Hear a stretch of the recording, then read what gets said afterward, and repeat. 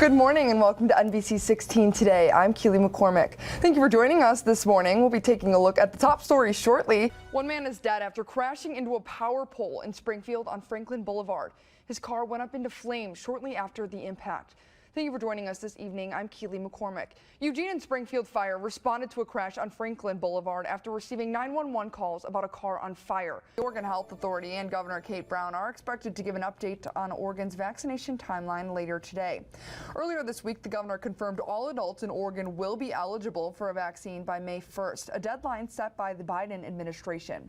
Brown tweeted that she's directed OHA to review the timeline for priority groups based on the expected increase in supplies from the federal government. California can't enforce COVID-19 restrictions on home-based religious meetings. 5 conservative judges agreed. They say California allows Governor Kate Brown expanded vaccine eligibility to include all Oregonians age 16 and older starting April 19th. This means appointments will open up in just about 2 weeks. Governor Brown said she'll work to make sure Oregon gets its fair share of vaccine supplies so that distribution will be swift. 19 restrictions on home-based religious meetings. 5 conservative judges agreed. They say California allows comparable secular activities like hair salons, retail stores, and movie theaters, and they don't believe religious exercise at home poses a higher risk. The Eugene 4J School District is moving up part of its return to learn plan to meet the governor's latest direction to open schools. Students in 2nd through 5th grades will go back a week earlier than first planned. Here's the new timeline parents and students can expect. March 15th is the start of orientation for kindergarten and 1st grade. March 29th, they'll start their hybrid schedule, and that's when grades 2 through 5 begin their transition and orientation.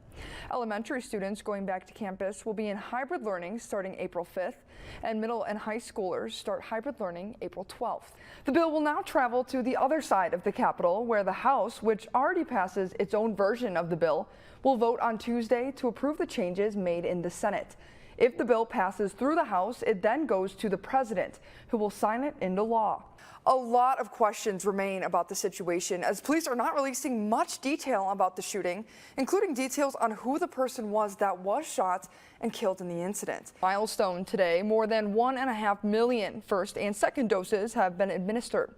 OHA said today more than 22,000 vaccinations were added to the state's immunization registry. Of that number, 14,000 were administered yesterday. More than 560,000 people have now been fully vaccinated. And those numbers are about to ramp up. Starting tomorrow, counties that have largely completed vaccinating people 65 and older may move on to the next eligible group. That would be adults 45 to 65 with underlying conditions, migrant and seasonal farm workers, pregnant people 16 and older, and much more.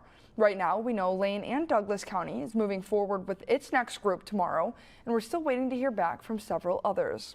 After you've registered your name with the state, the mass vaccination clinics will contact you. These changes come after OHA says there were more than 400,000 attempts to make appointments Thursday, leading to frustrations for many people across the state.